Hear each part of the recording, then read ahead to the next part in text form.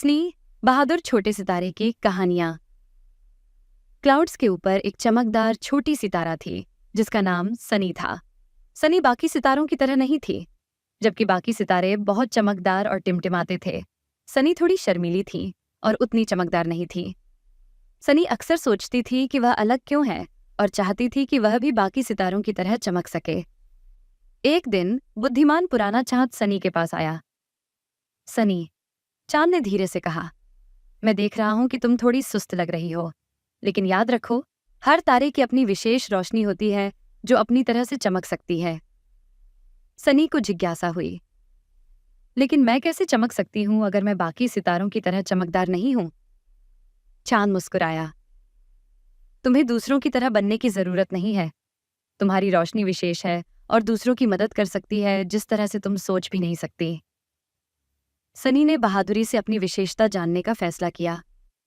उसने आकाश में एक साहसिक यात्रा पर निकलने का मन बनाया, यह जानने के लिए कि उसकी रोशनी खास कैसे हो सकती है। जैसे ही सनी आकाश में यात्रा करती गई, उसने कई अद्भुत पात्रों से मुलाकात की। पहले उसने एक छोटी सी धूमकेतु चार्ली को देखा जो खोई हुई और डर गई थी। चार्ली की सामान्य रोशनी मंद हो गई थी। मैं अपने घर का रास्ता नहीं ढूंढ पा रही हूं, चार्ली सिसकते हुए बोली। सनी ने सोचा। उसने चांद के शब्दों को याद किया और उसने अपने नरम गर्म प्रकाश को धीरे धीरे चमकाना शुरू किया। मेरे प्रकाश का अनुसरण करो चार्ली, सनी ने कहा। यह बहुत चमकदार नहीं है, लेकिन यह स्थिर है। चार्ली ने सनी की रोशनी को देखा और थोड़ी राहत महसूस की। उसने सनी की रोशनी का अनुसरण किया और जल्द ही वे चार्ली के घर के पास पहुंच गए। चार्ली बहुत खुश थी और उसने सनी को धन्यवाद कहा। सनी के अंदर एक गर्म एहसास हुआ, यह जानकर कि उसने एक दोस्त की मदद की। फिर सनी एक नींद वाले ग्रह नाप्टारा के पास पहुंची। नाप्टारा को सोने में परेशानी हो रही थी क्योंकि यहाँ बहुत अंधेरा था। मैंने सोने के लिए सब कुछ किया है, लेकिन यहाँ बहुत अंधेरा है, नाप्टारा ने बोरियत से कहा। सनी को एक विचार आया। उसने धीरे धीरे अपनी रोशनी नाप्टारा की सतह पर चमकाना शुरू किया। ये बड़े सितारों की तरह चमकदार नहीं था, लेकिन यह मुलायम और आरामदायक था। धीरे धीरे नाप्टारा को आराम मिला और वह शांतिपूर्वक सो गया। धन्यवाद, सनी, नाप्टारा ने सोते समय फुसफुसाया। सनी ने अपनी यात्रा जारी रखी और अंततः एक छोटे से आकाश गंगा में पहुंची जहां कई छोटे छोटे सितारे थे। वे पार्टी कर रहे थे और चाहते थे कि सभी लोग शामिल हों।